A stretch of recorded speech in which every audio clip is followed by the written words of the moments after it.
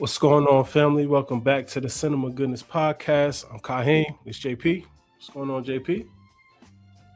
Nothing much, man. I am good. Hopefully you are too.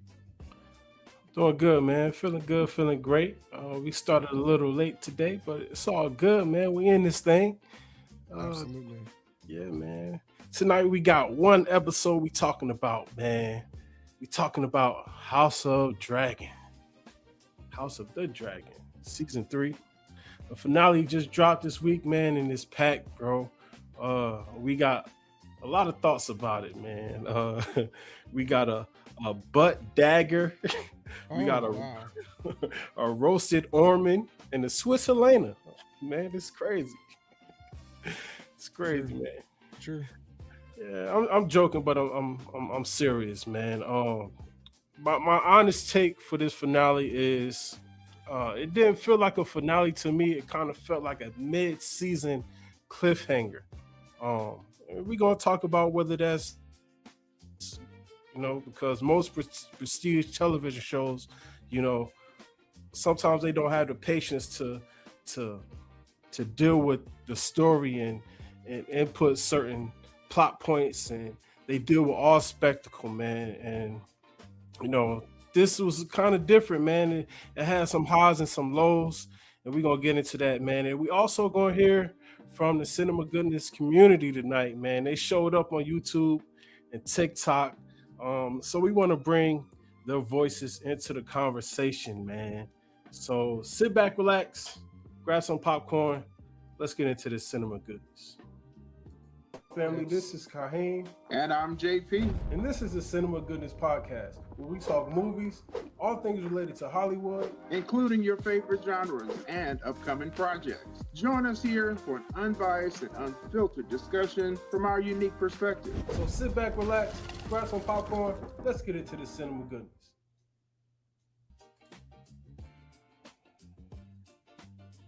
Yes, sir. Yes, sir. Welcome back to the Cinema Goodness Podcast, family.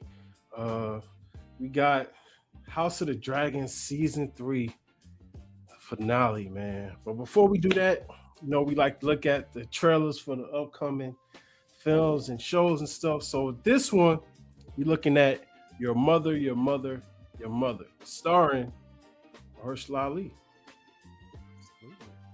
He took this over Blade. Yeah, he did take this over Blade. Yeah. Yeah, man, let's get it. I see her everywhere. You take her from me. And you expect me to bow down to you. I thought I was your sword. Now I have to fill her shoes.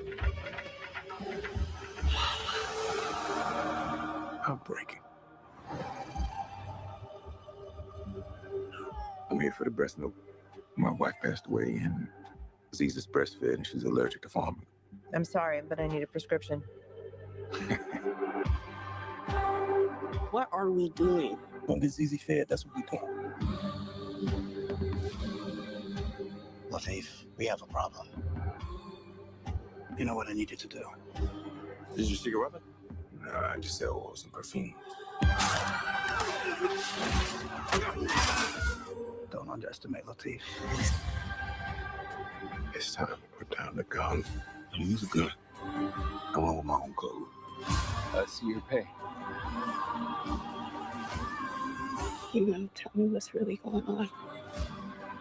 I keep a roof over your head, food on the table, and the wolves from the door. You have any idea what it takes to raise 3 kids in this world? Alone.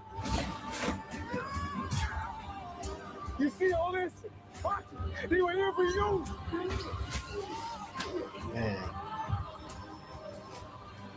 you only need to be one thing.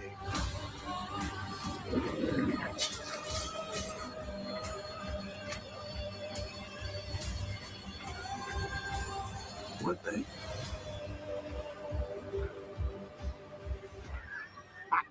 One thing.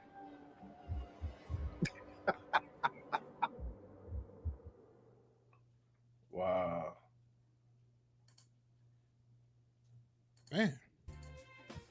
First of all, Ali so cold, man. He said, "Y'all ain't want to make a Blade movie, bro. I got y'all. I'm gonna do my own thing." Exactly. And it looked like he's coming strong with that blade throughout this movie. Yeah, man, it looks really good. It looks really good. I didn't see the trailer before. Somebody sent it to me. I think my wife sent it to me. But I wanted to save it for the podcast. So this is my first time seeing the trailer. My first time too. I actually had read the article Okay. when he was making all the comments about how Blade had fallen through, and how he felt like if they really wanted to make the movie, they would have made the movie. Right. And he was talking about why he took your mother. And I hadn't, at that point, I didn't know nothing about it. I actually didn't even look it up because I was like, oh, what is that about? But I'm glad to see that the trailer looks very exciting. Yeah. And he it get looks like busy. it's got a balance of story and exciting as well. Yeah. He's running and carrying the baby. I was like, okay. Nice, man. Let me tell you something. Those fatherhood stories are powerful because we don't get a lot of them. Yeah. That's why Pursuit of Happiness was such a powerful movie. Exactly. So I'm excited. Yeah, for sure. I'm always a fan of his work, bro. So I know it's gonna be good. Yeah. All right, man. So before we get into the full breakdown, we're gonna look at the cinema goodness community. You ruffled some feathers, man, when you was talking about Cersei and being a strong leader, bro. But the thing with with the clip, you said y'all gonna be mad at me. You prefaced it with you're gonna be mad at me, but you know what I'm saying? So, hey. Good evening. Gotta comment. Hey. Good evening. So listen, do we have that clip So so they know what I'm talking about? I don't have the clip. I should have Okay. uploaded it. But I don't. I didn't. That's all right. But So go go ahead. ahead. Go line it up. To Line it up. recap why they mad at me is because I said that, and maybe this is part of it, the discussion, because this is actually the response to one of our comments from the live. And the question was, were they writing the women characters as weak, the women leaders? So this is coming back to me now. And my response was, I didn't feel like that was true. I feel like they're flawed. And then I brought up this example of Cersei, and I said, you're going to be mad with me, but if nothing else, Cersei knew how to be a strong leader. Being a strong leader was in her. She was dumb in a lot of other ways. She made bad decisions in her personal life, but when it came to leading that kingdom, she knew what she was doing. She knew how to be strong when it was time to be strong. And that was what enabled her to be successful. The only thing that could have toppled her was dragons, because in the Game of Thrones, you win or you die, and if you got dragons in any kind of sense, you should be able to win in this world. And it's absolutely, I understand why, and I knew why they would be mad, because Cersei's done some dastardly stuff, but at the same time, we have seen examples where Rhaenyra is a prime example. Instead of her being strong, she was struggling with insecurity the whole season, and it was her downfall. It's been her downfall. It's gonna continue to be her downfall. So same thing with Daenerys. Daenerys was a great leader. When she got to Dragonstone with 3 dragons and the Unsullied and all these armies, Olenna Tyrell told her to do what? What did Olenna Tyrell tell her to do, Kaheen? 3 words. Right. No, I don't know. What do you say? She told Daenerys to be a dragon. Oh, yeah. My bad. That is the difference. That is the difference. Because think about it like this. Cersei wielded all of that power with all of her flaws, and she didn't have 1 dragon. She wanted elephants, and she didn't get them elephants. Yeah. But she still was the unquestioned ruler, and it took a dragon to topple her. My whole point is, when you are struggling, this is the lesson of Viserys, and this is why Rhaenyra is cursing him in this finale, because she's doggedly tried to be Viserys, and she's finally coming to the realization that it just is not going to work. Viserys put her in this position, and he set her up to fail because he did not give her a solid foundation, and it made her a weak ruler. Yeah, Cersei was a strong ruler. it was some comments, man, and they bring them up. Let's get to them. You ruffled some feathers, man. So we gonna let Blake talk, and then because you mentioned Jon Snow too. So here we go. See, that's probably what got him mad right there. Jon Snow. All right, here we go. Here's what y'all had to say. At Kurose Ice said from TikTok, he's Aegon, still a terrible person. Next one. At El Guerrero Justificio said from YouTube, who's a good leader then? Tywin, Mace Tyrell, Khal Drogo? Jon was the best we had, the best we could hope for. Martin wrote him that way. Next one. At Banish2396 said from YouTube, there were plenty of times when Snow did the hard thing he had to do, but didn't want to do. Inversely, the times where it may have seemed that he was being weak, he was using strength to do the honorable thing. In those moments, the easy thing to do would be the sinful action. Next one. At BrownSkinJim90 said from TikTok, what are we calling a strong leader? Cersei is assertive, but good leadership material? Cersei doesn't care for small folk or even lords she considers underneath her. She wouldn't serve the realm, she'd serve herself. That's the cinema goodness community, always showing up, always having receipts. Back to you, Kahim and JP. I love it. Yeah.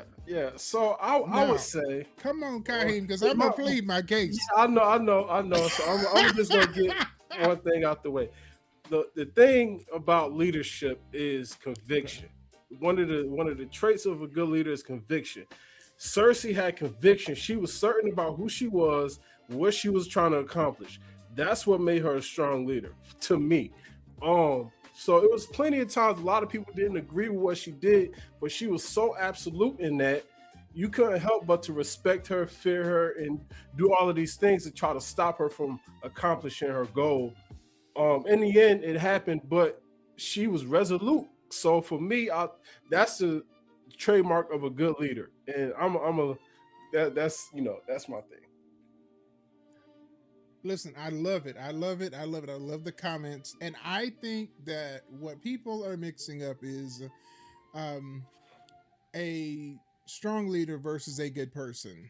Yeah, and those are two different things. Viserys was a good person. Rhaenyra is in the position she's in now because of Viserys. Yeah. Rhaenyra trying to be like Viserys made it even worse. So I get it, but we've got to understand the world that we live in. So I'm not applying human, real life morality to this situation. We're not talking about community leaders. We're not talking about grassroots, leaders or church leaders. We're talking about a Song of Ice and Fire. We're talking about the Game of Thrones universe. And as I posted earlier this week, this will be my last comment, and I will not reply again to this line of questioning. In the Game of Thrones, you win or you die. And I'm sorry, if you want to be a good leader, you gotta follow that mantra. Yeah. And I love the word that Kahim used. You must be resolute. You got to be sure of yourself. Yeah. Now, guess what? That's just like what we said. I said I was wouldn't see. This is the preacher in me saying, I'm almost finished. I'm about to close. But what I'm gonna say is, slap your neighbor and tell him. Be sure of yourself. Be sure of yourself. Okay, and what's really cool about it is the power when you're sure of yourself, it either reveals that your moral character is good or that your moral character is poor. But you have to have that assurity in yourself to make strong decisions and not waffle and flake and hem and haw and seesaw and not be decisive. So that's really where I was coming from. But thank y'all so much. We love y'all's comments. Yeah, I enjoyed reading them and replying. So keep it up. Yeah. Well, John didn't die. She did. She did die. She did die. Cersei. But she died knowing who she was, though. You know what I'm saying? True. Now, if we're gonna be honest, John did die. He came back to life, though. Blood magic brought him back, but he definitely died. He did die. All right, man. Ned Stark's head is still rolling down the lane in King's what is it? What was it, King's Landing? King's Landing. He's still rolling. Yeah, man. All right, man. So moving on to the finale, man. I want to say again, I don't know if a lot of people are feeling like this, but I definitely felt like this didn't feel like a finale. It felt like a mid-season cliffhanger dressed up as a finale. Like, we got some answers, but I think we got more questions left. And season 4 is supposed to be the end of this period. That's what they said. Yeah. But I don't know if that's brilliant, like long form storytelling, or it's a cop out, or if they just wanted to leave more money on the table. But JP, do you feel like it was satisfying for you? A satisfying conclusion for season 3, or did you feel empty like I did? Because it was a good episode. I think the highlights was Daemon, Aegon coming through. Rhaenyra went to war with God. Like, it was a lot. Corlys survived. You know what I'm saying? So all of this stuff was really worried about him. Yeah, man. Good episode for me. Unsatisfying finale. But two things can be true at the same time for me. So what you think? Man, I love that because two things can definitely be true. There were definitely some big questions left unanswered. I felt like one scene was just incomplete, and I was kind of shocked by it. But I feel like the finale had enough. Let me say this. In comparison to Game of Thrones, no. Because finales we became accustomed to, we were made spoiled by the fact that Game of Thrones knew how to do a season finale. It's one of the things they did really well. Maybe, not including that last season. But for House of the Dragon, I have to say it's kind of on par for House of the Dragon, because I would say it's about 10 times better than season 2's finale. Season 2's finale was like nothing, because everything was a lead up, and we know that the actual finale of season 2 was the first 2 episodes of this season. So if I'm comparing, it's better than season 2 and on par with the ending of season 1 of House of the Dragon. For House of the Dragon, it's on par, I would say, because they have been up and down. Yeah. They can't touch Game of Thrones in the level of shock and storytelling that they do in those finales. And really, actually, one of the things that Game of Thrones did was their penultimates were sometimes better than the finale. But those last 2 episodes wrapping up the season. If I were to do that and take the last episode and this episode together, I would say they did a pretty good job. I really enjoyed it. Actually, let me say this. I enjoyed the finale, so I don't get me wrong. Did you enjoyed it in general? I enjoyed it. Yeah, I really did. Okay. I really did. Yeah.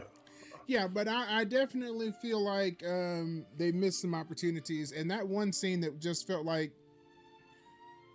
there was an editing error almost. And that was the scene at the end where you see Silverwing on Oath flying away. Caraxes behind him, which I don't believe Daemon was on him. And then you see Vermithor, and I don't believe he was on Vermithor either. So that scene just looked incomplete. because Yeah. it looked like there's about to be a dragon fight, dragon and fight, I was yeah. really disappointed in how that part ended, because I'm like, oh, we're about to see a dragon fight now after all this fighting, and then it ended. Yeah. So that one was I didn't like that. Yeah. Disappointed in the finale. Yeah. Yeah. Yeah. All of our people made it out alive. Yes, they did. Yes, they did. So And that's really surprising too, isn't it? yeah. Because they played in I our think- face this season, man. They was playing in our face. Wait a minute. Let's say Helena didn't make it. Helena didn't make it. Yeah. Now, depending on how you feel about Helena, she Swiss didn't make cheese. it. Yeah. Swiss So cheese. she was the main loss of this finale. Yeah. So JP, what did you feel like about the opening? How they opened the episode? Let me tell you, the opening. First of all, we start with Rhaenyra with the snot and the tears, because Maester Orwell comes in and exclaims that Aegon has been found alive and his dragon is alive, and ravens have been sent out to all of the houses, the great houses, and he's calling together his banners.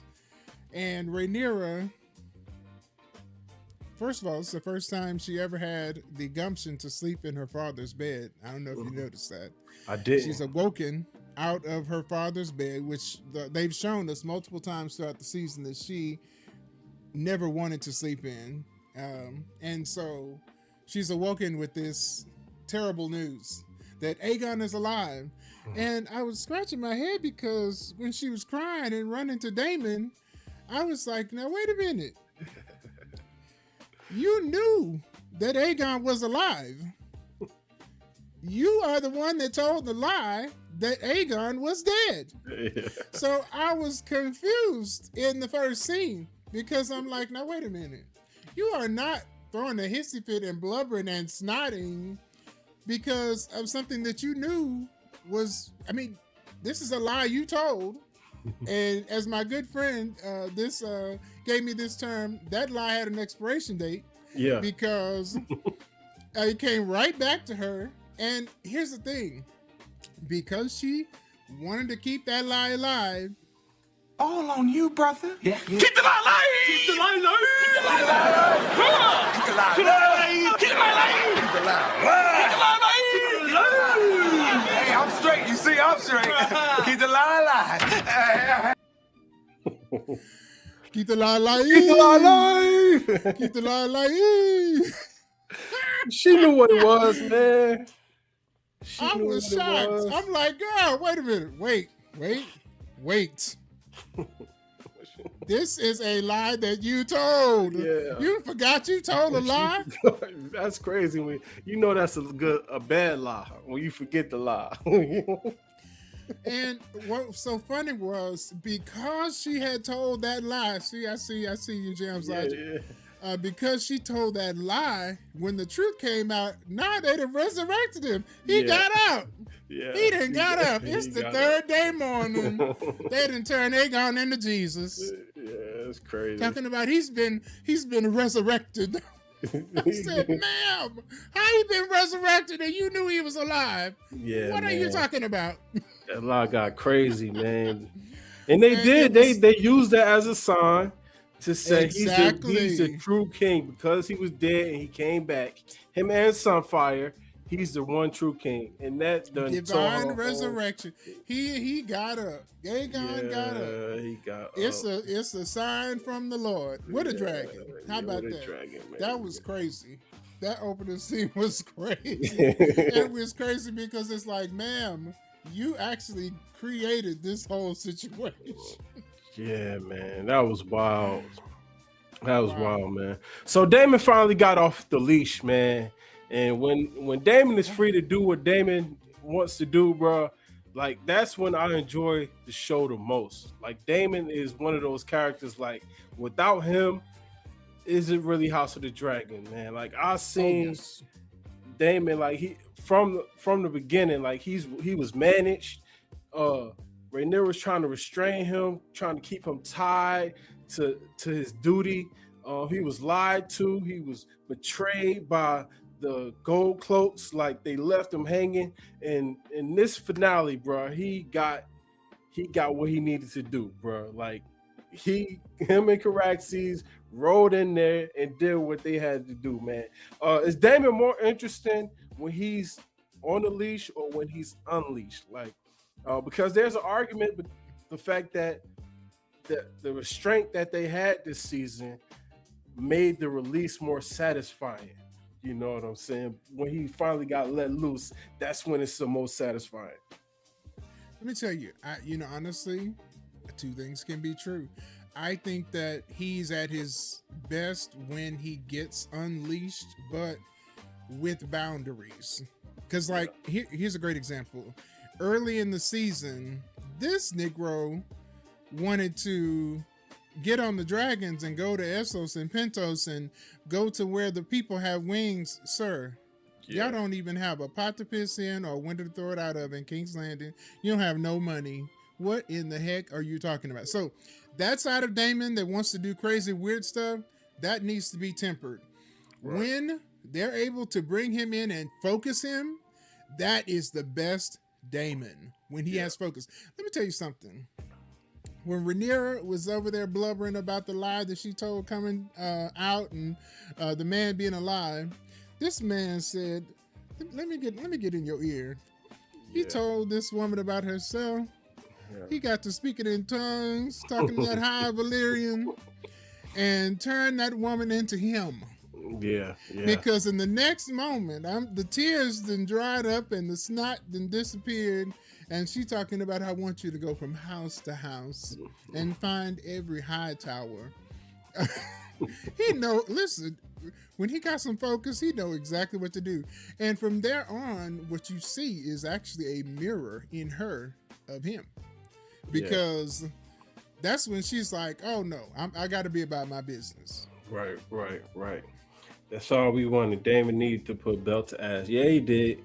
Exactly. He needed that. He was at his most comfortable in front of the men, telling them that we about to go in there and do what we need to do. They put that battery. He definitely put that battery in her back. Yeah, he did. Exactly.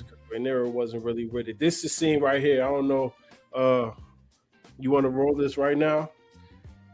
Go for it. I don't even know what you're talking about. This one right here. Form on me! Caraxes!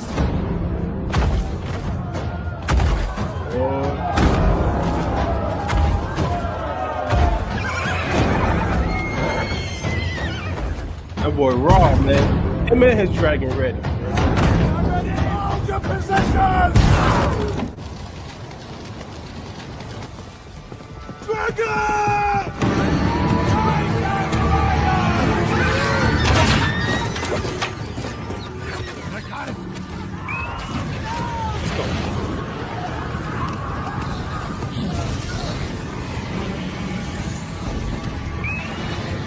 He been waiting all season to do that, man. He been waiting all season to go in. How about this? The connection between him and Caraxes. It's crazy. He's got his shield up, and then he gonna whisper, Dracarys. He ain't even holler. Yeah, man. I'm doing good, Demetrius. Yeah, man. Good stuff. That's talking about aura farming. First of all, from the very beginning, Caraxes is in the back. He's behind in the back. All of the people. This man is on a horse in the front. Gonna talk about here Caraxes, and that he came right on up there. And the funny thing is, they know that they have Caraxes on their side, but guess what? They got their behinds out the way. Yeah, they wasn't messing. They wasn't messing with Caraxes, man. He said, let me get myself out the way before I get stepped on. Yeah, man. All right. Yeah, he did. Heard it from a long ways off. He did, man.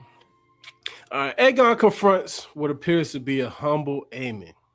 And what follows is the funniest interaction of the entire series for me. This man spent the entire season being humiliated, eating rats, kissing boots, cleaning latrines. Walked up to his brothers and smacked the shit out of him. The sugar. And there was something Absolutely. deeply Right satisfying about that, man. It's deeply satisfying because Aegon arc this season, we talked about it last week, has been one of the most unexpected redemption stories that we've seen in this show. We started the season ready to dismiss him. Not too many people care for Aegon, but somewhere in between the humiliation and him kissing a crappy boot, he became somebody that you wanted to root for. Does Aegon's arc this season change how you see him going into season 4? This is how I saw him. As you can see, I am not dead. I'm alive. I'm alive.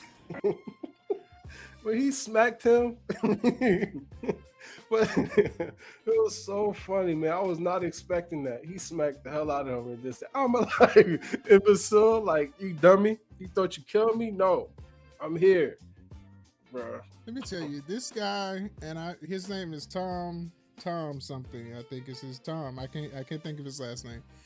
Man, hilarious.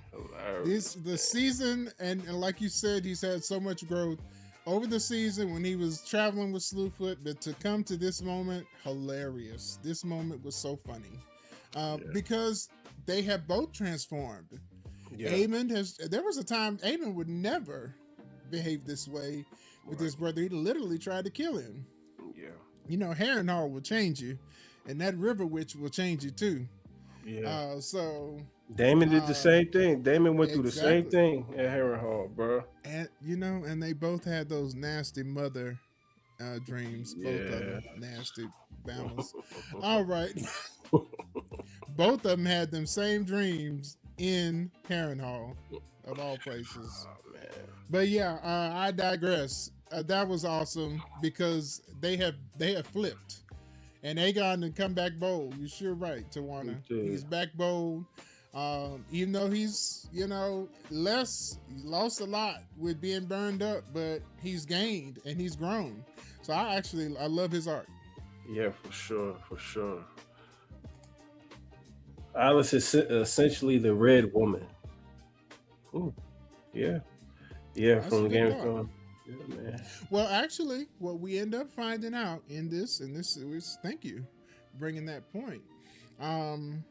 We come to find out that, and this is an insinuation, she didn't spell it out, but she told the story in the finale about how when Harrenhal was burned, and the goal was to make sure that no descendants would survive by Balerion burning the castle. And essentially they're saying that in this finale that Alice Rivers was his wife.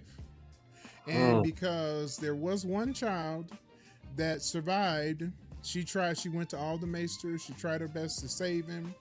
Then after the maesters couldn't help, then she turned to dark magic and tried to save him through these old dark magic spells. And because of the dark magic that she wrought, it did not save the boy. The boy died, but it cursed her. So she's cursed to live forever. This is when we find out that she's over 100 years old, and she lost her name and titles and everything. She was Harren's wife, Black Harren's wife. And now she's left to be cursed. She cannot die.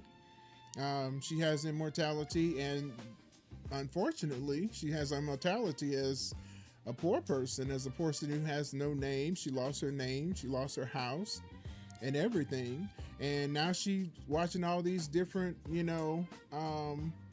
ne'er-do-wells come and try to take over Harrenhal, which she believes should be hers. And we saw that earlier because she asked Daemon for Harrenhal. Yeah. But we get that revelation in the finale. I thought that was a good bit, but she is a River Witch. and she knows how to utilize those powers and those spells, and she definitely has worked her magic both on Daemon and Aemond. Yeah, yeah, yeah, yeah, yeah. So Rhaenyra went to war with God in this episode, man. All this whole episode, she been trying to get the church on her side, and bruh, the priest wasn't really having it. But I knew she was gonna get that priest, man. Like he was a little too pompous, a little too high and mighty, too convinced of his own righteousness. But why did the black man have to do it though? Like you gonna commit the black man to hell, bro? Like I understand he's supposed to be the hand and all of that stuff, and he's her will and all of that. But why did like the House of the Dragons been playing in the black people face this season, bro? Like, I'm glad you said that because we're coming back to Baylor. Yeah. Let me say this. All of these high lords and ladies use the people underneath them. That's all they do. She wasn't strong enough to do it herself, so she got him to do it. And he hesitated too. Yeah, he did. He didn't want to do that. He was like, you could see it in his face. I'm trying to find a picture of it, but I couldn't. But yeah, man, it was tough for him because he knew he was wrong. He wasn't supposed to be doing that. But he was afraid of the spiritual repercussions of the deed. But Rhaenyra, her descent is making me anxious, man. I don't think she can really see which way is up anymore. Like she's paranoid, and she's trying to strategize, but paranoia and trying to run the kingdom that don't really mix, bro. And do you feel like her disaster? It is a recipe for disaster. Do you feel like her descent is inevitable at this point, or do you feel like there's room for her in season 4 for her to come back and redeem herself? Oh, I firmly believe her descent started when she walked through that blood up the steps. When she tracked that blood up the steps to the Iron Throne, her descent started from right there. And it's gonna get worse. First of all, something we should keep in mind, Book Rhaenyra was way darker than how they have portrayed Rhaenyra in the show. So that's something that you should keep in mind. In the source material, Rhaenyra does a lot of really bad stuff. The show has really lightened up her character, and they made her endearing to us when we met her as a kid, saw her grow up, saw her father, believe that she should have this title. So I think it put everyone in a position of looking at her in a favorable light. There has always been, because she is a Targaryen, and with the Targaryen, it's a coin flip. That has always been there. It's a matter of what gets nurtured, what does she lean into. She's tried to lean into the good, but she did it being insecure. Now she's at a point where she's going to lean into the bad, and she's going to lean hard. Okay, so I definitely believe that we're going to see even more dark stuff. We're going to see Rhaenyra the Cruel in season 4. Man. So in this, did she actually tell her son the story of the Song of Ice and Fire in this scene, or was she kind of like alluding to it? Because they never really showed that whole dialogue as they was going to the church. She was just saying that this was a story that her father told her, but I don't know if she actually told him. I don't know how deep she went into it. I think they kind of allude. You know how they'll do sometimes? They'll give you a little bit, because we all know the story. Right, we know the prophecy. So I think they gave us a snippet of it and then went away. And so we don't hear her tell the whole story, but we know that we are to infer as the audience, I think, that she has told him. And the reason I say that is because after they get to the sept, and she tries to get the High Septon to anoint her, he doesn't. she has Alan murder him. This lady goes outside because the small folk have gathered. And she is making her announcement about her being the anointed ruler, about her a prince that high was tower. promised. She tells these people, she actually tells them.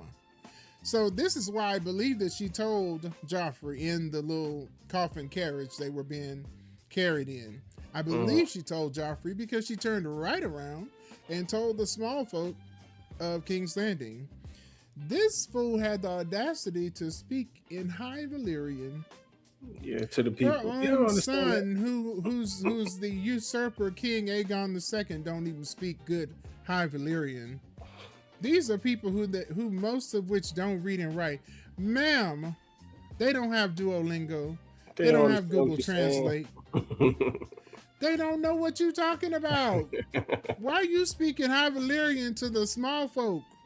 She literally is off her rocker. Yeah. Yeah, she's really just trying to convince herself of what she's doing is the right thing to do. It's not really other people she's trying to convince. It's herself.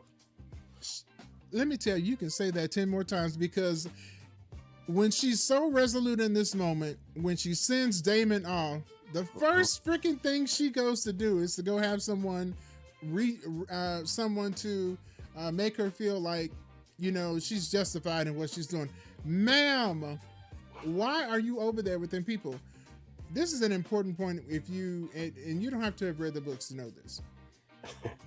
She said it when she was in the Starry Sept right before they killed the Septon.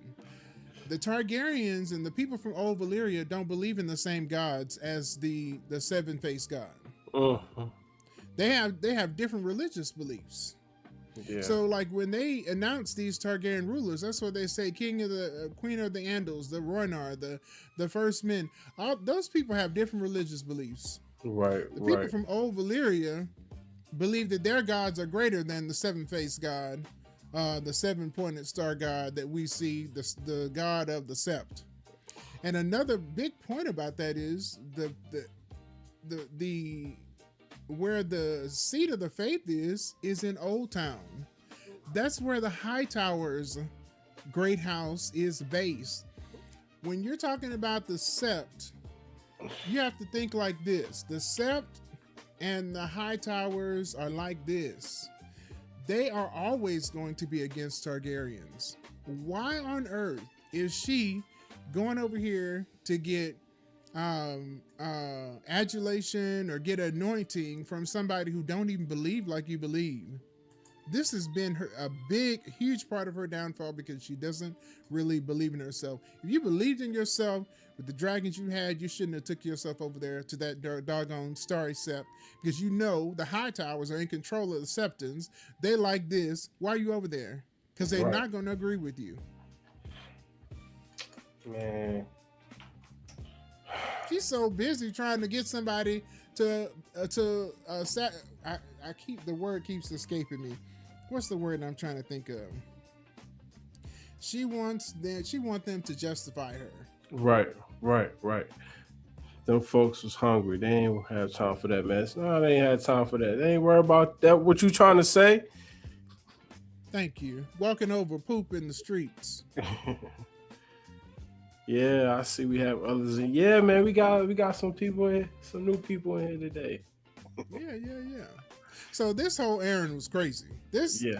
Her, first of all, the foreshadowing moment when she got in this thing that they carried her over there. Now they got wagons, they got carriages. You're gonna put yourself and your son in what looks like a coffin, and have people carry you down the street to the Starry Sept. I said, ma'am, it's like you are foretelling your own death, because it looked like a funeral procession with them carrying a dead body inside of a coffin. And I'm like, why are you doing this? Yeah, man. All right. So here's the part that got me, man. This guy, Hugh Hammer, man. This man's supposed to be on his dragon, bro. Ready to King's Landing. by the set way. to protect. He's supposed to be in King's Landing, in a whole different town. This guy went AWOL in the middle of the battle, bro. This guy running through Tumbleton, armies colliding.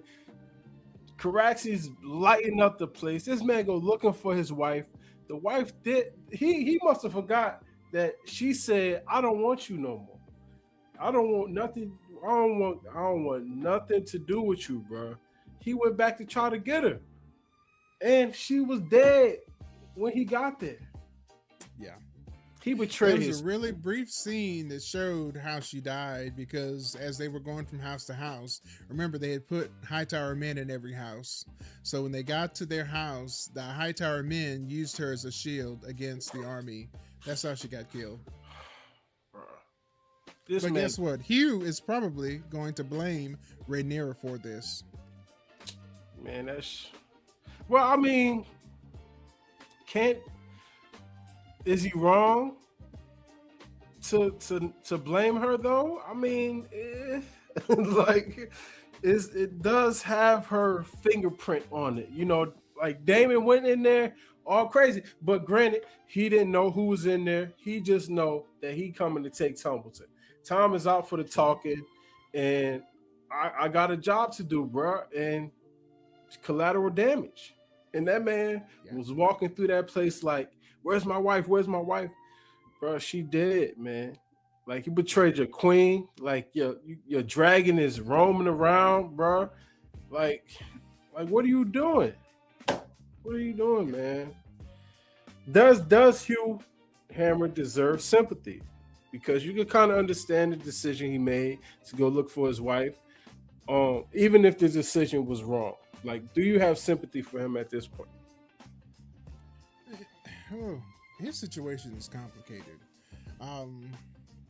because he wanted to achieve something greater for himself and for his family. His intentions were pure. Yeah.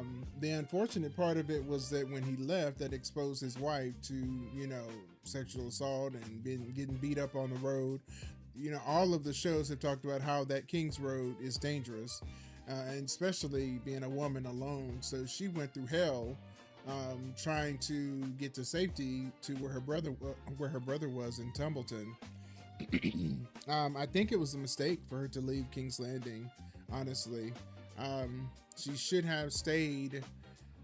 She should have stayed where she was, and she had gone through so much at the point when he came back that she just told him, "I didn't want what you wanted." Right. That's why it's complicated. He still loves her though, even though she spurned him, even though she screamed at him and, pushed him away. He feels like, I did all of this for my wife, and I'm going after my woman, and we're going to let the chips fall where they may. So in that regard, I can't say that he's wrong. Yeah.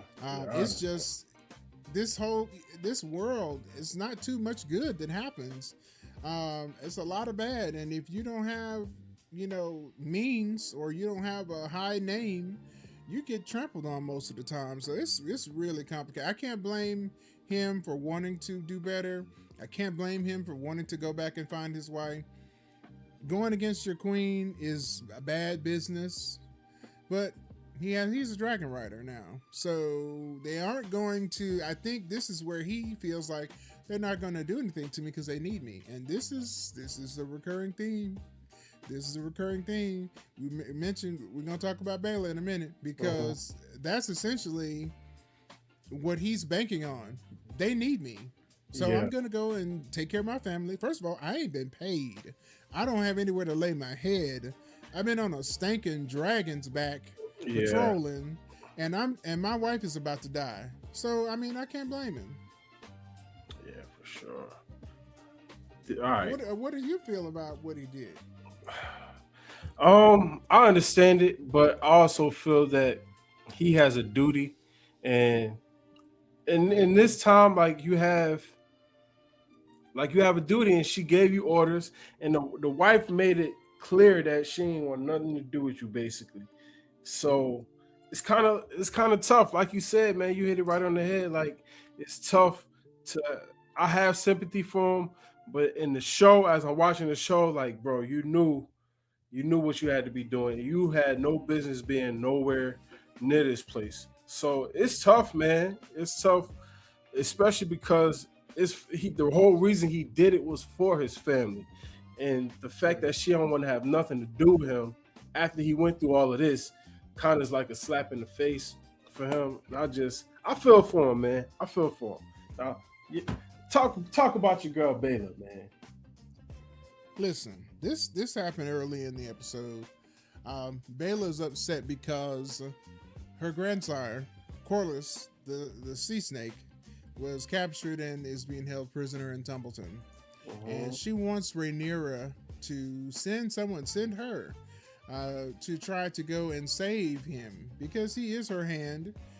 He's important to, her campaign. He still has ships that are pledged to her. And of course their families are married together. But this scene, let me tell you something. Yeah, go. This is gonna be one of those things it's gonna piss me off. You didn't piss me off, Rhaenyra. Okay. See, now y'all was treating Rhaena bad. Now Rhaena deserved some of that. But y'all was still treating, they had the Lady Jane Eyre slapping Rhaena in these previous episodes. I didn't like that.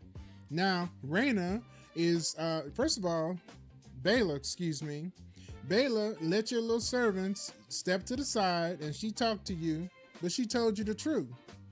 She told you the truth. You use people. Yeah. And she was not lying. She not at all.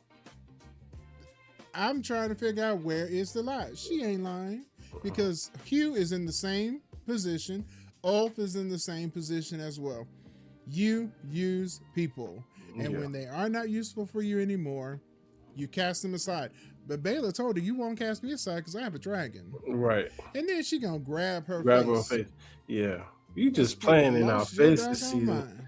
Yeah, she was being disrespectful all season, man. The Corlys to Alan and Adam and now to Baylor. Like, bro, these people are serving you. Like, and I think that's her. Like, she's so bent on ruling and legitimizing her queen, like that she's dismissing everybody and throwing everybody away. Like you said, she's using people just to get what she needed, not realizing if you actually support these people and do right by them, they're gonna fight for you tooth and nail. Exactly. She been and again, y'all try to get on my head top, but let me tell you, strong leaders understand that you cannot burn bridges that you need to cross over. Yeah. The first bridge that she burned was when she denied Corlys legitimizing his sons. Yeah. I don't care that Corlys just decided to be a good daddy yesterday. You should have legitimized his sons. This man at the time of the Dance of the Dragons was the most wealthy man in this world that we understand.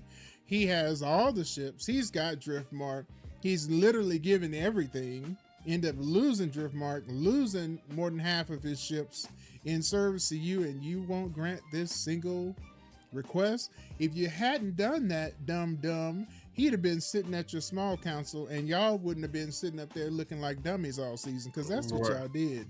Right. Y'all sat up there in the meetings being dumb because you did not have any real leaders. Daemon was in and out. He's really the only strong leader at that table, and the rest of them people don't even care about her. Right. They question everything she did. Exactly. So I mean, you cannot keep doing that and expect you. The thing about being a strong leader, especially in this world, you have to have people backing you up. They're always talking about the great houses.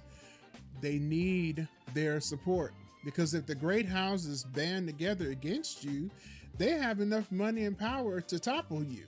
Yeah. So you have to be considering that, and there's something she failed in, and here she is with her stinking hand on Baylor's face, like talking about, you insolent child, ma'am. And then she's gonna take it a step further, talking about, insolence runs in your blood. Right. Man, listen.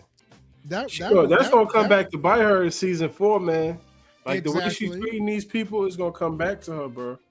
Exactly. That was a slug at Rhaena. But first of all, wait a minute. Your family tree is a circle, ma'am. Y'all all got the same blood. What in the heck are you talking about?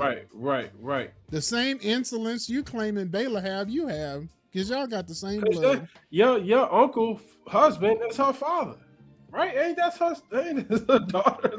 That's his daughter. Daemon That's your niece. is Baylor's daddy. That's your niece, bro. What are you talking about? I told you, the downward spiral shall continue. All right, man. So Corlys survived. It surprised the hell out of us. I feel like it surprised me. I feel like it surprised you too, JP. We was nervous for him. That was kind of one of our predictions. Like he was close to being dead, man. But yeah, because this show, most hostages on in the Game of Thrones universe do not survive. Yeah, man. Let me see. Yeah, man. So I'm glad he survived though. But do you feel like it changes the dynamic?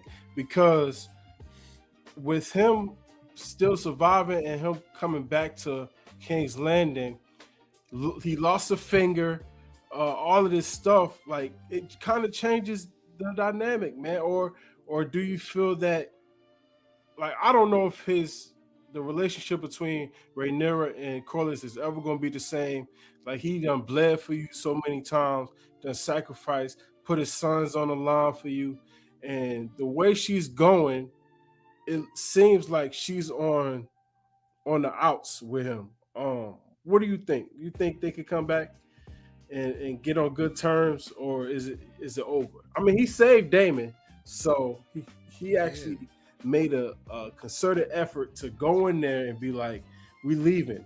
The battle is won. We won. So what do you think that's going to look like for season 4? It's going to be definitely complicated. I think that she's going to try to make amends. She's going to legitimize his sons. But I think the seeds of the turmoil have already been sown. And as she's going to get darker, you can just mark my words. As she gets darker into having to make really horrible decisions to try to win this war, it's going to fracture and fray these relationships. I mean, I feel like she's already ruined the relationship with Baela. Baela's at the point where she doesn't want to. I don't think Baela wants to support her anymore. Yeah. And funny enough, now Baela, you know, she got down a few episodes with Alan a few episodes ago. Right. Now Adam tried to tell Alan the queen is on a dark path. Yeah. And Alan is gonna declare himself in the meantime when the men of Driftmark come to try to save Corlys. He gonna declare himself your once and future king. Sir, you're going in the wrong direction. Your brother just told you that the queen has locked the girl that you just hooked up with 2 episodes ago, locked her in her room, confined her, and you talking about you trying to follow orders, and I get duty, but he needs to come to his senses, because if he continues to follow Rhaenyra, he's going to go down a terrible path. I don't know what the end's going to be, but I think eventually, if she orders him to kill Baela, he'll then turn on her. I think that'll be the straw, and he'll turn on Rhaenyra in that moment. Yeah. But I feel like ultimately, Corlys is going to end up turning on Rhaenyra. Yeah, it's tough, man. I think the seeds are there. It's just, I don't know how it's going to happen. I don't know how it all will play out, but she's going to lose more people. If she don't change, which I don't think she's going to change, she's going to lose more people. She's had people on her side that have been strong allies, and she's treated them like bull crap. For sure, man. Off the white, most punchable character in the show by far. Oh, yes, he gets the award. But he regains his dignity in the finale, man. Both sides was treating him like trash, and I still want to punch him. Like, he's still most punchable, but he made a decision.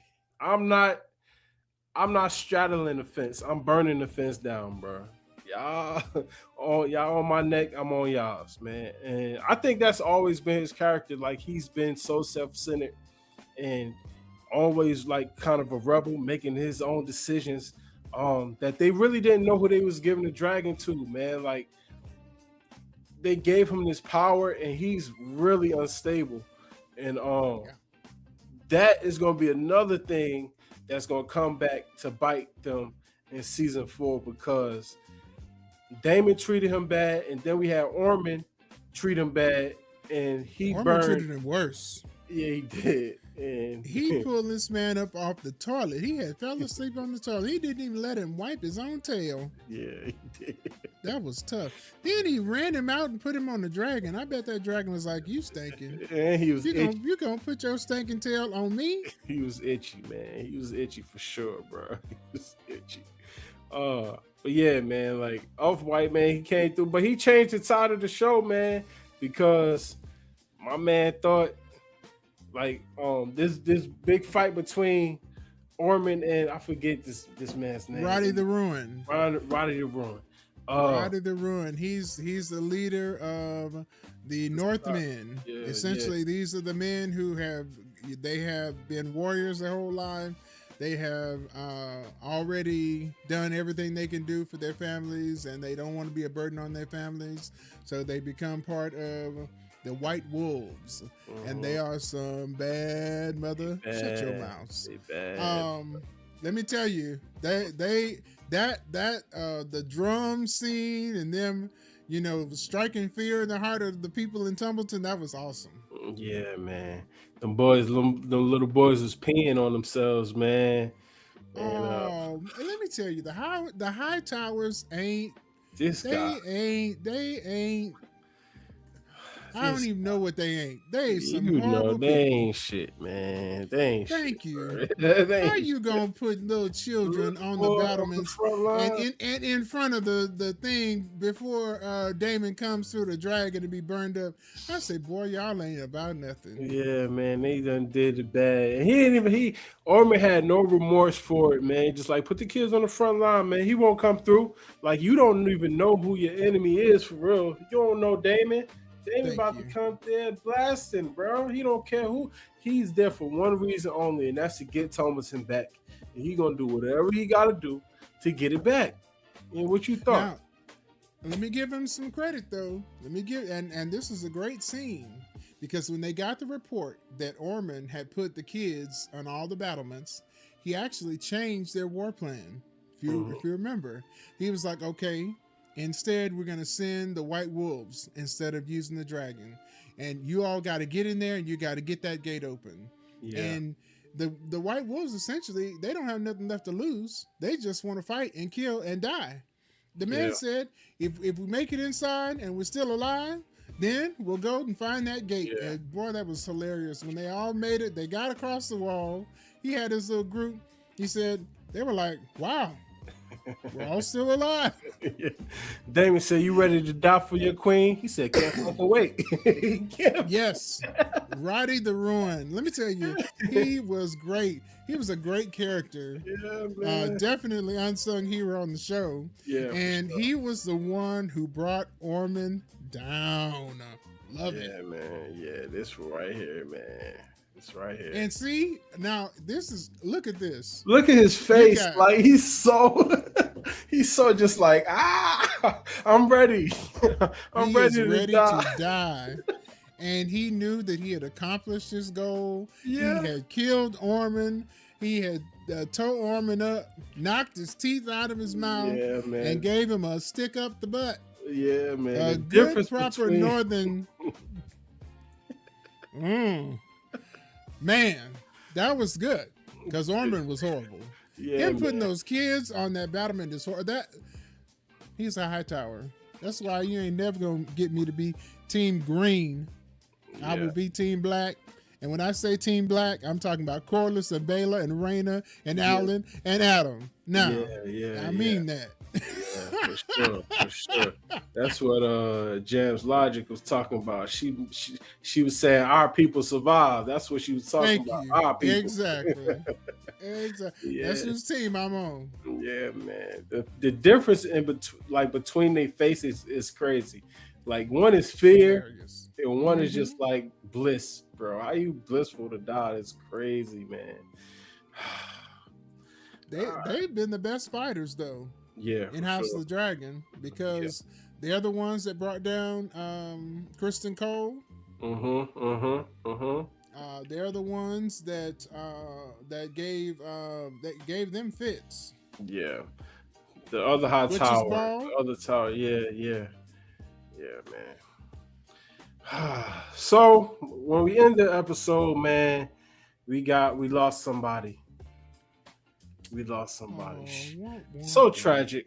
So tragic, man. So Helena dies, man. She actually commits suicide. She's the first one to commit suicide in King's Landing. Because the other one for Game of Thrones, the other son dropped. Tommen. He jumped out the window himself, man. So Same window, same room. She's the first. She was the first. I'm just like, she did it first. But before she does that, she weaves the tapestry and let Rhaenyra know her vision. I was trying to find a picture of that tapestry because it was really, really well done. The production team, the production design team did a great job on that.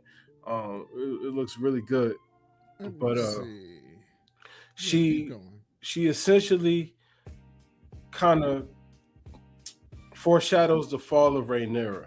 I'm guessing she's in flames, like she's going to be killed by a dragon, kind of a little foreshadowing she's going to die by the hands of flames sitting on the Iron Throne.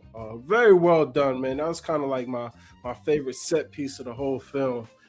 She finds it and kind of looks through it. She sees Helena she stitches herself falling into looking at the sky, falling backwards into the swords, and then she kind of moves through it and she sees herself on the throne surrounded by fire, man. And it was one of the most tragic parts of the season finale, because all Elena wanted to do was live in and take care of her baby, but then she stopped eating.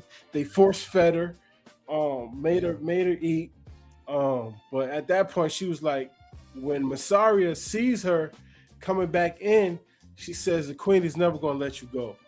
And in her mind, the light bulb goes off, and like, man, I can't deal with this. So she ends up taking her own life, man, a free fall to the death.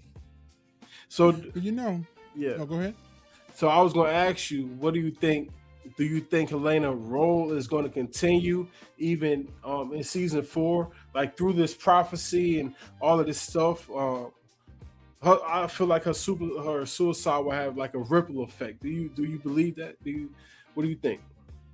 I do. And the one thing I will say, Helena committing suicide is not all Rhaenyra. I think a lot of people are giving Rhaenyra the blame for it, but you have to remember that Helena was married to her brother, who is Aegon II, who's the one who's burned, who's had this great character arc, but she was miserable with him. He treated her badly, and so it's the combination of all of those things. If you remember her visions from the previous episode, where she sees the pale horse, and she sees herself with her little kids, raising chickens like she wanted to, and then we see the pale horse. The pale horse in all the Game of Thrones is always a sign of death. And then we see the cold, but we also see her having a dream of giving birth to her child that she's pregnant with, and it being immediately taken away. That's the part that Rhaenyra would play. If she'd stayed there, she'd have that baby, and Rhaenyra would take the baby immediately, and if it's a boy, kill it or hold it hostage. So the other part of the dream was her getting on her dragon, Dreamfire. But it's well known that Helena doesn't like getting on the dragon because she does not believe in burning people and violence. Right. So this image of her being on the dragon and burning all the people is actually this is a foreshadowing of the storming of the dragon pit. So that was one potential future as well. And so when she took all of this information in, either I'm going to stay alive and my baby be taken away from me, I'm going to have to use my dragon to survive and burn up people that I don't want to do. And then she comes to find out Aegon is alive, who she thought was dead. She had been told he was dead. Yeah. He's alive. So my horrible husband brother is actually alive, and he's coming back. Yeah. So now I'm going to have to live with all of this. Add on top of that, I get force fed and waterboarded with gruel. Man. Yeah. She just saw no way out. She saw no way out. And that's why she made this choice. And I definitely, the last part of the tapestry is peculiar because you see Rhaenyra on the throne, and that's all she ever wanted. She wanted to be justified that she was going to be on that throne. But she's got blood coming from her head. It was blood. Okay, it was blood. I thought it was fire, but it was blood. You're around her is dragons and fire. So like behind her throne is all these dragons and fire, and people's limbs like they're reaching and clawing. So the question is, did that satisfy Rhaenyra because she was actually still on the throne at the end? Yeah, right. Like she didn't even care what else was around. As long as she's sitting on the throne, she could. So she's so obsessed with being justified and wanted a prophecy from, Helena to prove that, the gods had chosen her. She was willing to ignore all the rest of that to her peril. Well, man, we excited for season 4, man. I think it's going to be really good. What's one thing that What's one thing that this season got right for you? What's one thing that you could leave away with? The Battle of Tumbleton was great. Yeah. That was the high point of this episode of the finale, how they handled it. And it's different in the books than on the show, but that's fine. I really enjoyed it. I loved the whole how it played out. The drums, how they did their strategic attack, that moment with Daemon calling Caraxi. So that was like a high point for me. Yeah. I believe the season got that right. And the other thing that the season got right was the opening. We got the Battle of the Gullet in the very beginning, and as a high opening and a high closing, because we know those first 2 episodes are supposed to be the finale of season 2. They opened season 1 with a big bang with that battle.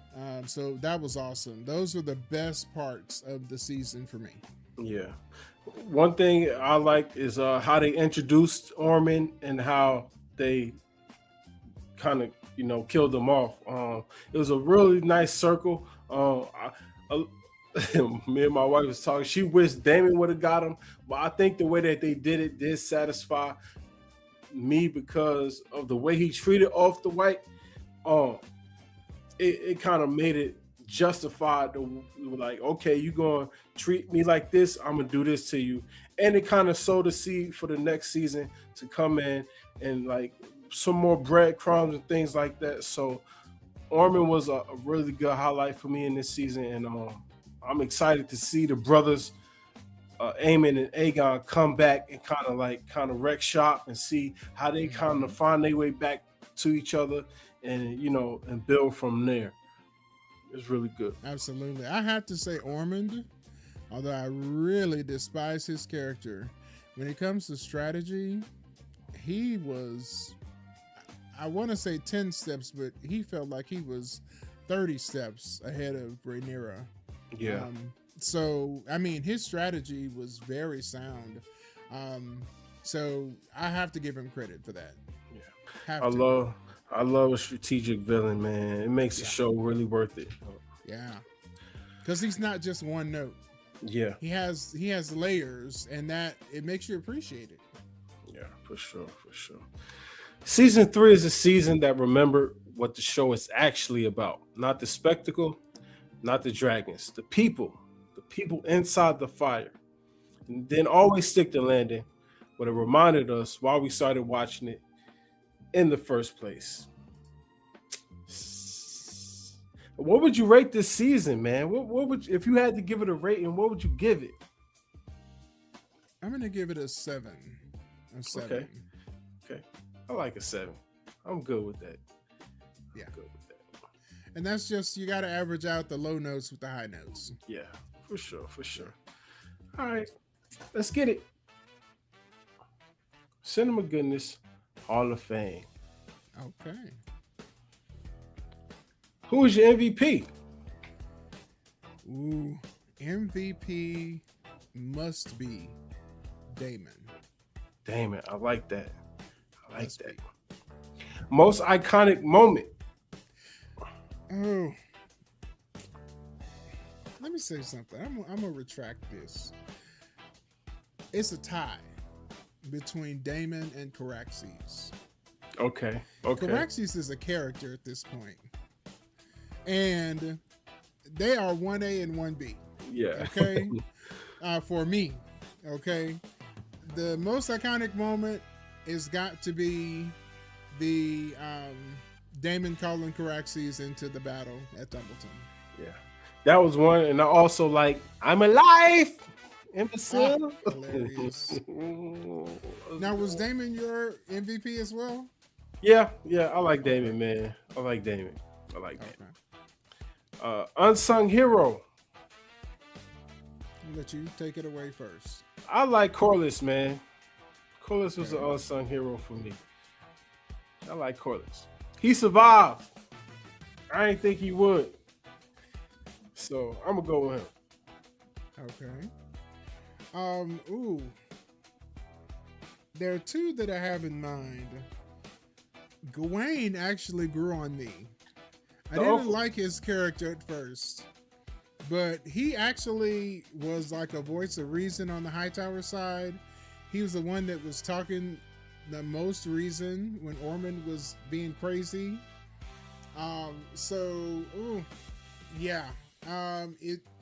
Gawain, but I think I'm gonna give him honorable mention. But my unsung hero, thank you, Twan. I see that 7. Mm-hmm. We had a 7.5 too. Oh yeah, 7.5 from Demetrius. I said it earlier and it just slipped my mind. Almost gosh, iconic. I'm having a brain fart. I said it earlier in the episode was my unsung hero and it has gone out of my brain. It's gonna come back to me. Let's go to the next one. AJ here. Most iconic moment is when Rhaenyra fed the rat to the noble family. Yeah. Oh, that was a great moment. Yeah, that was a great moment. She did. Knocked them down a few pigs off their high horses. Yeah. They were being haughty. Yeah. That's the inside one right there. Haughty. Okay. Okay. AJ and Demetrius know what I'm talking about. All right. Best emotional sucker punch. You know what? I'm gonna say for now this is the whole season, right? Yes. Okay. Gosh, there's so many. You know what? Because this was a small moment, but I'm gonna identify it when Daemon and Caraxes knocked Rhaena and Sheepstealer out of the sky, and he finally connected with her as a father, and he told her, "I didn't have a dragon for a long time either as a boy."